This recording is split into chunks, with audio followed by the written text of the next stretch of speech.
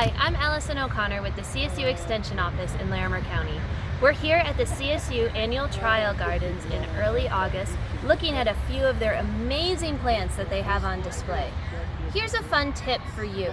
If you'd like to grow any annual vines, like this annual black-eyed Susan vine, also known as Thunbergia, a quick thing you can do is plant a few plants in a container that are large enough, and then add a simple wire tomato cage. Over the summer, as the plants start to grow, they're going to naturally grow up the tomato cage and give you some amazing height in your garden. Give this a try.